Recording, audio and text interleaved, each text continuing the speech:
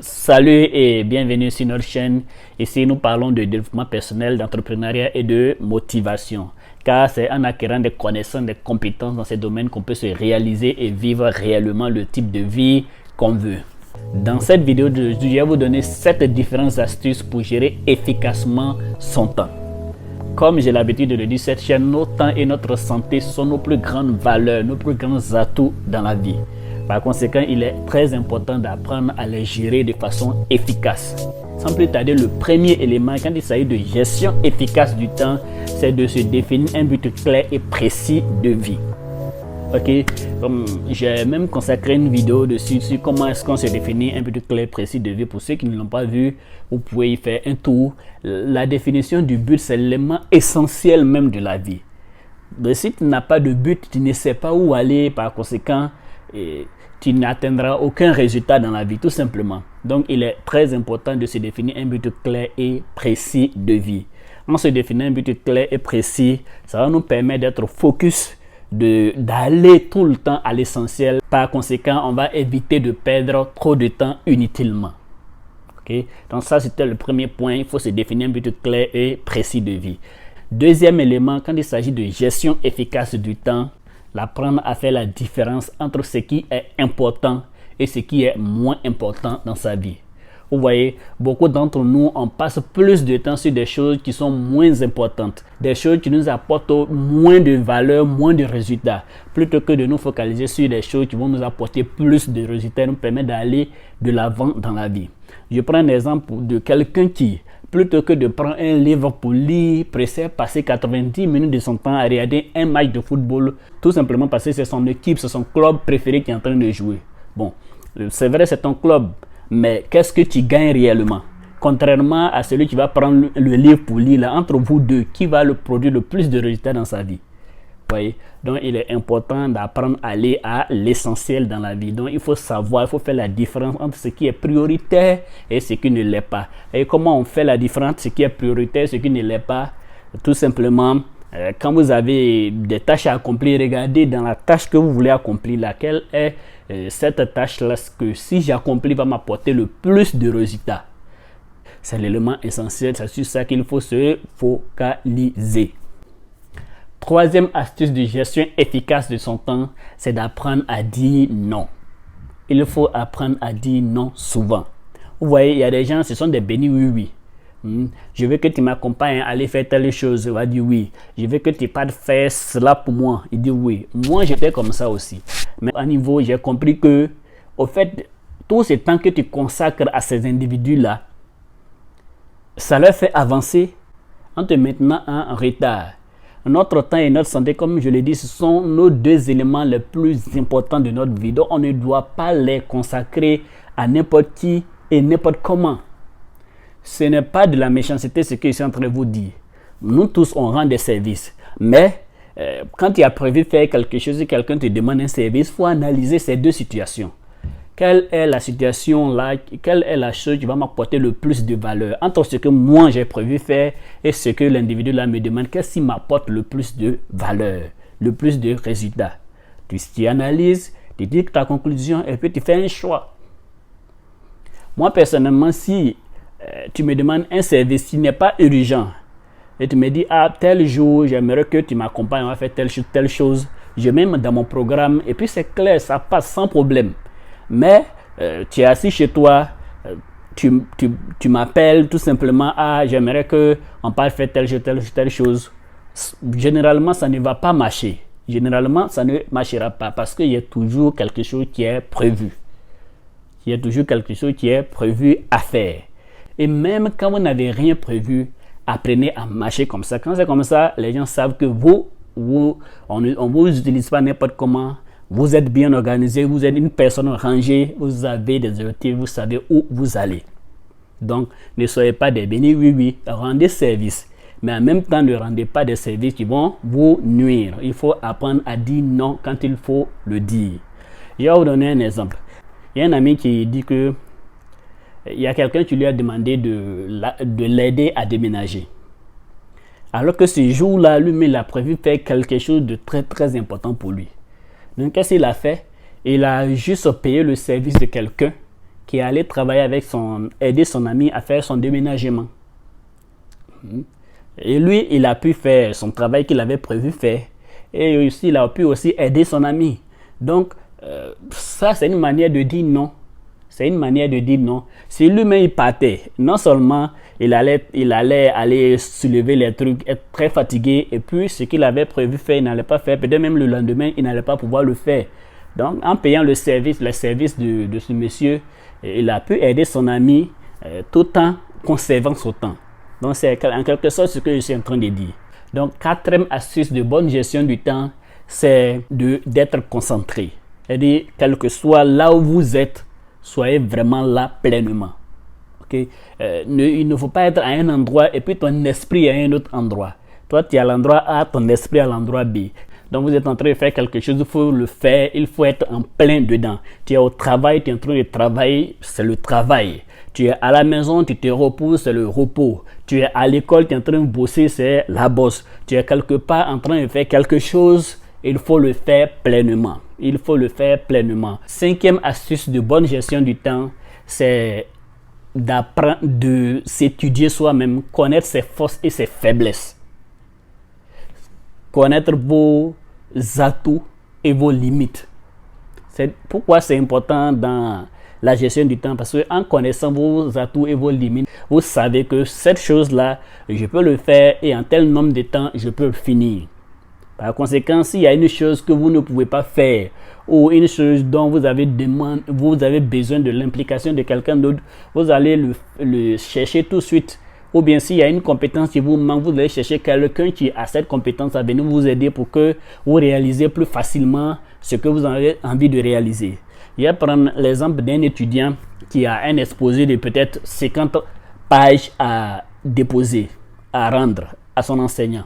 Et tu sais en âme et conscience que si toi, tu dois saisir un truc de près de 50 pages, ça va te prendre au moins peut-être une semaine. Donc, dans ce cas, puisque tu sais que tu ne peux pas le faire, tu as été honnête avec toi, trouve le moyen de déléguer cette tâche-là à quelqu'un d'autre.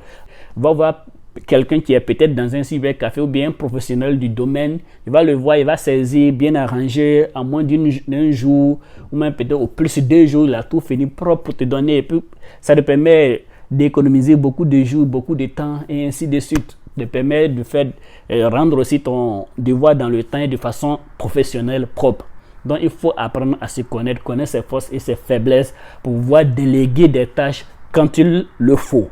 Le 6e point, eh bien oui, on ne peut pas faire cette vidéo sans aborder ce thème. Sinon, la vidéo n'aurait pas de sens. Les gars, il s'agit du téléphone portable. Tu l'as bien compris. À ce niveau, je vais vous poser une question. Et j'aimerais que vous asseyez, peut-être vous mettez pause et que vous réfléchissez, donnez la réponse de façon honnête et responsable. Chers amis, entre vous et votre téléphone, qui utilise son ami? Ça, c'est ma question. Entre vous et votre téléphone, qui utilise l'autre? Est-ce vous qui utilisez votre téléphone ou c'est votre téléphone qui vous utilise? Je pose cette question parce que à la base, le téléphone a été fabriqué, a été créé pour être un complément, pour nous aider à mieux réussir dans la vie, à aller vite dans la vie, à accomplir certaines tâches de la vie. Mais on remarque qu'aujourd'hui, surtout pour nous, la jeunesse mondiale, le téléphone est devenu un fléau pour nous. C'est le téléphone qui nous utilise. On passe plus de temps à utiliser le téléphone que nous focaliser sur une compétence qu'on peut acquérir ou qu'on doit acquérir. Le téléphone portable va même jusqu'à tuer des gens. Il est dit ici aux États-Unis que les accidents de circulation sont la 2e cause de mort après les fusillades, les tueries par balles. C'est la 2e cause de mort aux États-Unis. Et il est prouvé que 90% des causes de ces accidents est dû au fait que les individus là étaient en train de manipuler leur téléphone. Ça veut dire qu'il y a plein de personnes qui sont mortes à cause du téléphone portable. Dans ce cas, c'est que c'est le téléphone qui est en train de nous utiliser, puisque le téléphone nous amène au cimetière, puisque le téléphone nous empêche de réaliser nos rêves. Soyons honnêtes, regardez combien de temps est-ce qu'on passe sur le téléphone par jour. à faire des choses qui ne sont pas forcément utiles pour nous. C'est-à-dire que plutôt que d'aller surfer sur Facebook et ainsi de suite, on pouvait utiliser ce temps-là pour lire un livre, par exemple. On pouvait utiliser ce temps-là pour faire de la recherche quelque part. Donc, il faut vraiment faire attention au téléphone. Les réseaux sociaux, Facebook et ainsi de suite. Les gars, cette vie-là ne plaisante pas. Apprenez à vous organiser. Apprenez à pouvoir vous passer de temps en temps de votre téléphone pour pouvoir vous concentrer sur l'essentiel et aller de l'avant. Donc, les réseaux sociaux, il faut faire attention à cela. Les appels interminables. Ceux qui passent plus de 30 minutes, 1 heure du temps, 2 heures du temps au téléphone. Vous ne faut pas qu'on se mente. Après 15 minutes de communication, généralement, tout ce qu'on dit, c'est des choses qui ne sont pas trop importantes. On peut les mettre à côté et puis le jour où on rencontre cette personne, on va dire tout ce qu'on a envie de dire plutôt que de passer des heures et des heures à communiquer au téléphone. Après, ton oreille est fatiguée ou bien ta main est fatiguée, ta bouche même est fatiguée, comme si tu avais fait quelque chose de très important. Voire même souvent même te donner des informations qui vont encore te plonger ce jour-là. Donc, il faut vraiment faire attention au téléphone. Surtout vous qui êtes en Afrique, vous ne dormez pas à 2 heures du matin. À 2 heures du matin, vous souscrivez les passes pour pouvoir communiquer. C'est des pertes de temps, les gars. C'est des pertes de temps. Prenez un livre, lisez. Ça va vous donner des informations plus utiles qui vont vous permettre d'aller de l'avant et trouver de l'emploi plutôt que de passer du temps à enrichir ces compagnies qui ont mis ces services-là en place. Okay? Donc, il faut faire attention au téléphone portable. Il faut faire attention au téléphone portable. Maintenant, comment on utilise de la bonne manière son téléphone? Comment éviter que le téléphone soit pour nous un objet de nuisance plutôt que d'être un objet bénéfique? Il faut faire attention aux réseaux sociaux. Je l'ai déjà dit. Il faut supprimer toutes les applications qui ne vous servent pas, surtout les applications de jeu, les gars. Les applications de jeu, moi, bon, très généralement, je n'ai pas de problème avec ça, mais faites attention. Les applications de jeu, les jeux de football, ainsi de suite, une fois que tu te plonges dedans, c'est fini. Tu ne vois même pas le temps passer, donc faites attention à cela. De temps en temps, il faut apprendre à éteindre son téléphone. Quand tu sais que tu as quelque chose de sérieux à faire là, éteins ton téléphone, mets ça dans la chambre pendant que toi tu es au salon ou ainsi de suite. Moi je me rappelle quand j'étais au campus, j'étais en Côte d'Ivoire, au campus de Cocody Abidjan. Le jour où je sais que j'ai quelque chose de très sérieux à faire, je fais exprès, je laisse mon téléphone à la maison. Je laisse mon téléphone à la maison. Aujourd'hui, d'autres vont jusqu'à dire que je ne peux pas passer un jour sans téléphone. Mon ami, tu ne te dis pas la vérité. Le jour où tu vas faire ta première visite dans la tombe là, que Dieu nous accorde une longue vie, hein, mais forcément ça va arriver un jour. Tu iras à un téléphone? Jamais.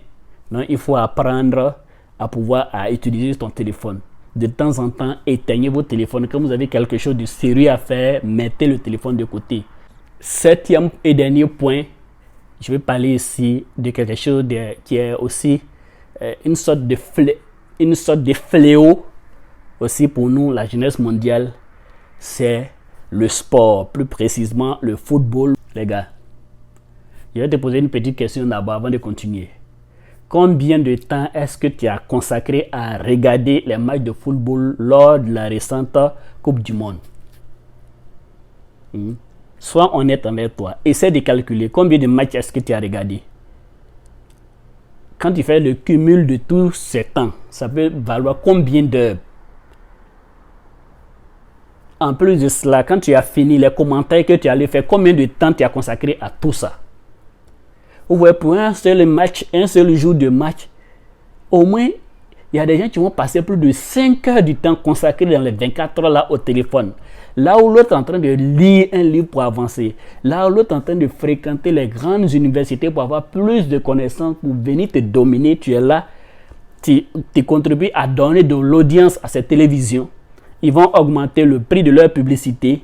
Ensuite, les articles vont augmenter sur le terrain. Et puis, tu viens après, quand tu vas acheter, tu te plains alors que tu as été l'individu là qui a contribué à augmenter le prix sur le marché. Les gars, soyons sérieux. La vie n'est pas du jeu.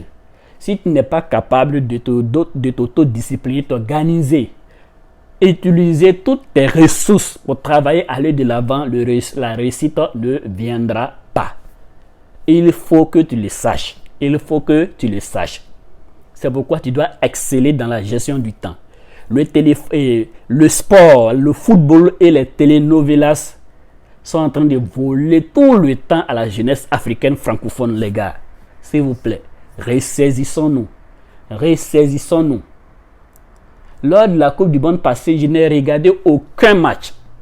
Parce que, pour moi, ça serait être naïf de passer 90 minutes en train de regarder un match alors que j'ai des compétences que je sais que je dois acquérir que je n'ai pas. Non, non, non, non. Plutôt que de passer 90 minutes à regarder un match, je vais prendre ces 90 minutes là pour lire un livre. Et c'est ce que j'ai fait. Et c'est ce qui m'a contribué à la création de cette chaîne YouTube. Parce que pour venir sur YouTube, il faut avoir des arguments. Et moi, ma force, c'est la lecture. Je ne vous cache pas. Beaucoup de mes idées sont des livres que je les trouve. Vous pouvez faire autant.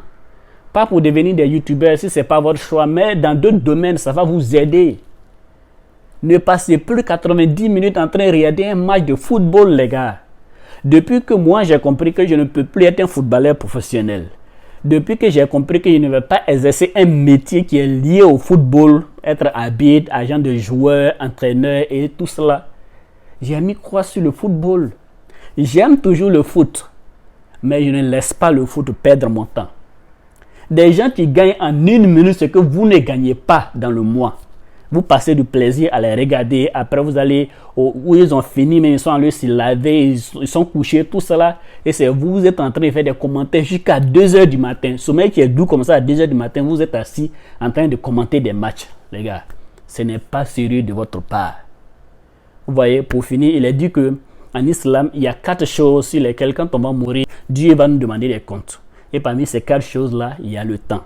Dieu va te demander. Tu es parti sur terre, tu as fait 30 ans de vie, 50 ans de vie, 40, 70 ans, 80 ans de vie. Comment est-ce que tu as utilisé ton temps? Et il va tout te montrer comme film. Et non, il t'a dit que j'ai passé tel temps à regarder un match de football parce que c'était le classico Real Barça. Et c'est pourquoi je n'ai pas pu faire telle chose, telle chose, telle chose. On te dit fous le camp. Donc, pour finir les amis, nous devons tous apprendre à exceller dans la gestion du temps et ces différentes astuces que je viens vous donner en les mettant en pratique vont vous aider à pouvoir atteindre ce but là. Sans plus tarder, si cette vidéo vous a accordé un plus, ne manquez pas de liker, de commenter, de partager, mais surtout de vous abonner si ce n'est déjà le cas. Donc, merci beaucoup, on a atteint nos 100 premiers abonnés. Donc, we shooting for the moon. On s'en va encore. Donc, on s'en va pour nos 500 premiers abonnés. Et je compte vraiment sur vous pour le faire. Sans plus tarder, merci et que Dieu vous bénisse chez vous.